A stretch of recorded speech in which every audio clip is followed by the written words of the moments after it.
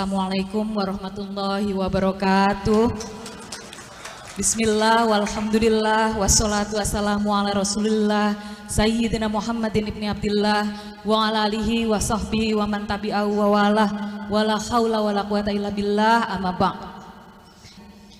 Alhamdulillah, malam hari ini kita semua dapat berkumpul dalam majelis yang mulia ini.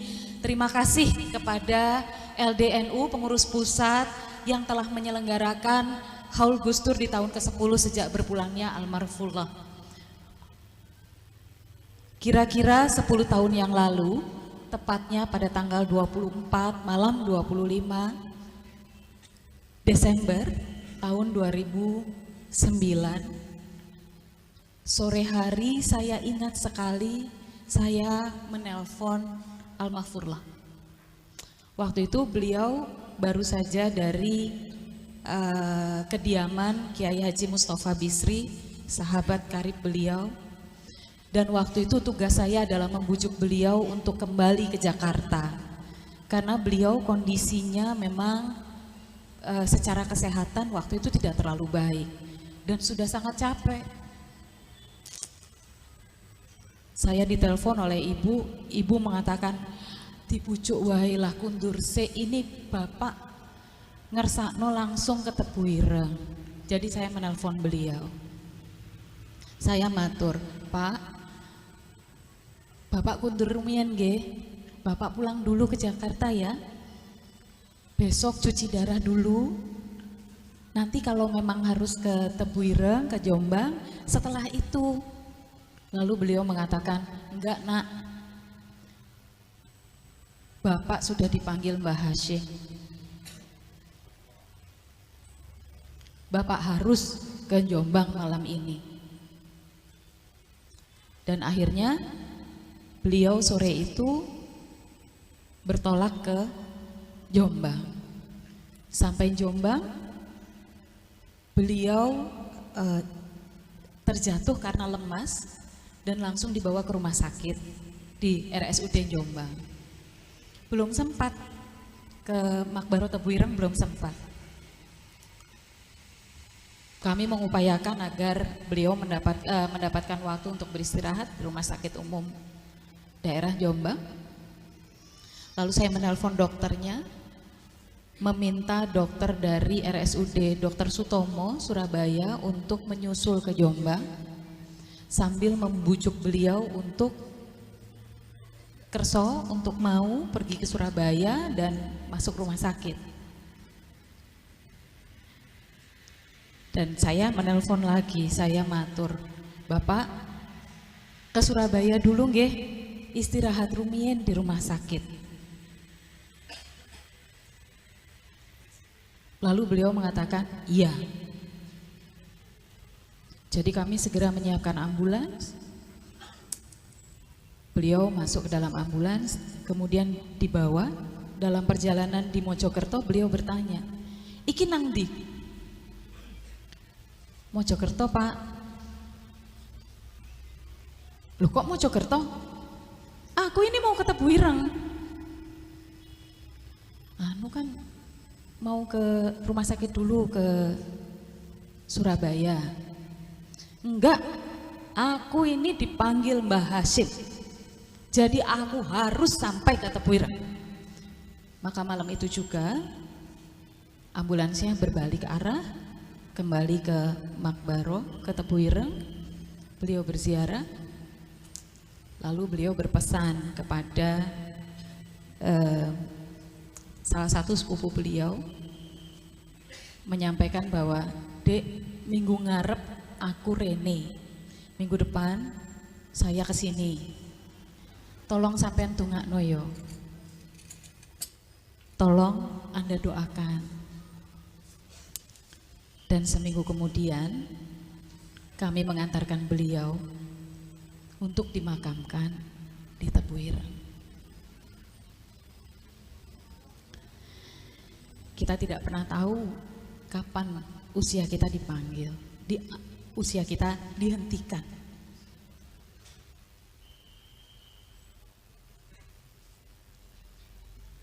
Malam hari ini Kita berkumpul bukan untuk memuja-muji beliau, tapi karena kita ingin belajar, karena kita ingin mengambil keteladanan, karena kita ingin mencari inspirasi, terutama di dalam situasi kehidupan kebangsaan kita yang seperti ini sekarang, yang banyak kebencian, banyak permusuhan, banyak prasangka, banyak orang hanya mencari kepentingannya sendiri atau kepentingan golongannya. Banyak orang yang maunya menang dan mengalahkan yang lainnya. Banyak orang yang sibuk menumpuk harta, seakan-akan itu nanti bisa dibawanya. Malam hari ini kita tidak hanya belajar tentang Gus Dur, tapi melalui belajar tentang Gus Dur kita belajar dari para pendahulunya, dari para guru-gurunya.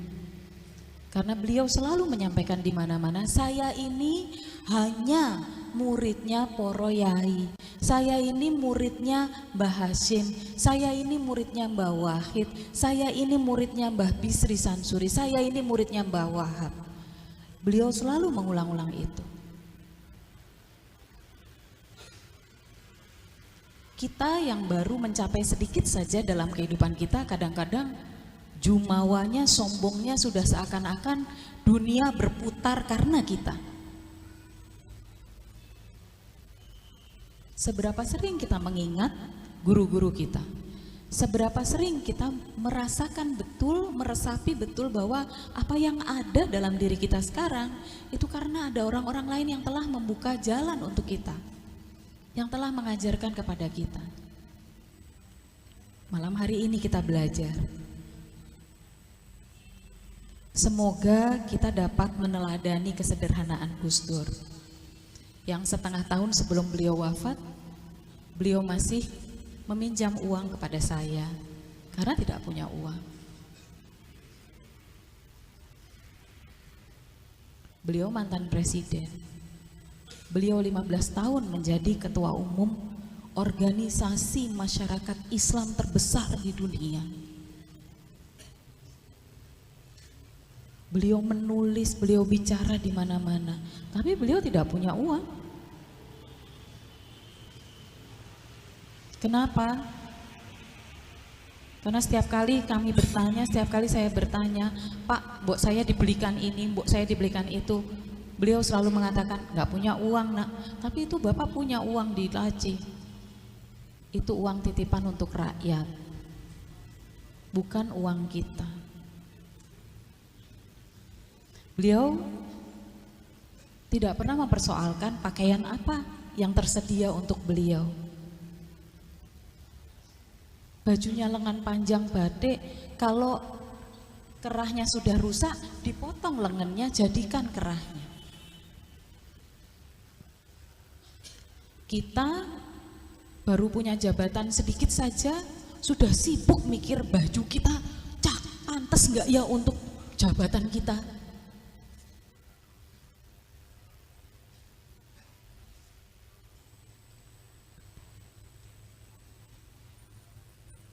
Apakah kita bisa meneladani zuhud beliau dari gemerlap kekuasaan dan materi? Banyak orang ketika sudah memiliki jabatan, lalu lupa bahwa jabatannya adalah amanah, wasilah untuk kemaslahatan umat. Semoga kita dapat meneladani kerendahan hati beliau dalam memandang sesama manusia yang setara di hadapan Allah Sang Pencipta. Kita semua ini hamba. Kita hanya menghamba kepada Allah Subhanahu wa Ta'ala. Kita tidak menghamba pada yang lainnya. Dan kita juga tidak boleh memperhambakan orang lain. Mampukah kita dengan sungguh-sungguh melihat orang lain sebagai makhluk yang setara dengan kita. Walaupun dia berbeda, walaupun dia dari kelompok sosial yang lebih rendah, walaupun dia dari kelompok orang-orang yang membenci NU, membenci kita. Semoga kita juga dapat meneladani Al-Mahfurlah memiliki rasa humor untuk menertawakan diri sendiri. Gus Dur paling jago menertawakan diri sendiri. Beliau tidak pernah menggunakan humornya untuk merendahkan orang lain, tapi selalu menertawakan diri sendiri. Karena menurut beliau, menertawakan diri sendiri itu membantu mengingatkan diri kita untuk tetap rendah hati.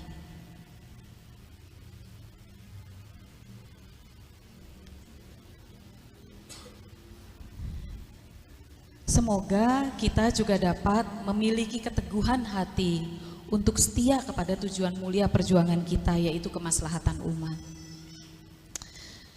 Semoga kita dapat memiliki kesabaran, belajar dari Mas Eko tadi, Mas Banser.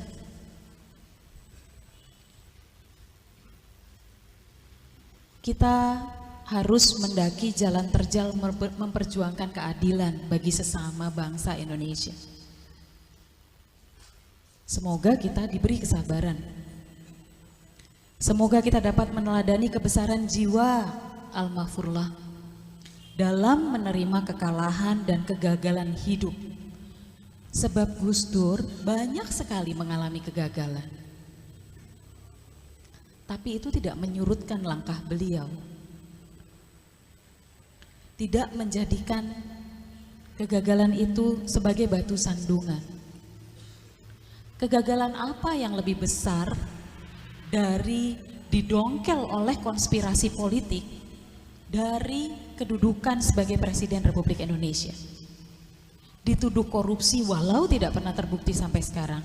Apakah setelah itu, setelah terbukti bahwa beliau tidak korupsi, beliau tidak mengambil dana dari Sultan Brunei, apakah beliau kemudian berkoar-koar meminta haknya, menuntut masyarakat? Tidak. Beliau mengakui bahwa ini semua adalah permainan politik dan beliau sudah menetapkan bahwa ada cara lain untuk berjuang. Semoga kita bisa meneladani kebesaran jiwa beliau, tidak surut langkah pada saat kita berhadapan dengan batu sandungan. Dan semoga kita semua dapat terus bersikap istiqomah, melihat hidup kita hanya sebagai saluran berkah untuk orang-orang yang ada di sekitar kita. Khairun nas anfa'uhum linnas. Bagi Gus Dur itu bukan jargon, bukan slogan, bukan pemanis bibir, tapi beliau meyakini betul bahwa tugas mewujudkan Islam rahmatan lil alamin tidak bisa ditawar.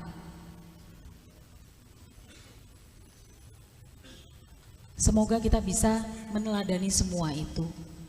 Kalau tidak semua, ya secuil saja. Kalau tidak keseluruhannya, ya 1 atau 2 saja. Semoga kita tidak mendewa-dewakan beliau, tapi melupakan teladan dari beliau. Gus Dur tidak suka dipuja-puji. Gus Dur tidak pernah merasa bahwa dirinya lebih hebat dari orang lain. Gus Dur hanya menjiwai perjuangannya. Dan semoga kita semua, hadirin hadirat semua yang ada di sini, mendapatkan kesempatan untuk belajar dari keteladanan beliau, dari para guru-guru kita nanti, Kiai Mustafa Akil dan Kiai Kafabi. Dan semoga itu menjadi bekal kita untuk menjadi manusia yang lebih baik, yang bermanfaat untuk masyarakat sekitar kita, untuk agama, untuk umat muslim di Indonesia. Tugas NU saat ini berat dan besar ketika wajah Islam di seluruh dunia itu adalah wajah yang menakutkan, yang menyedihkan, puing-puing di sana sini.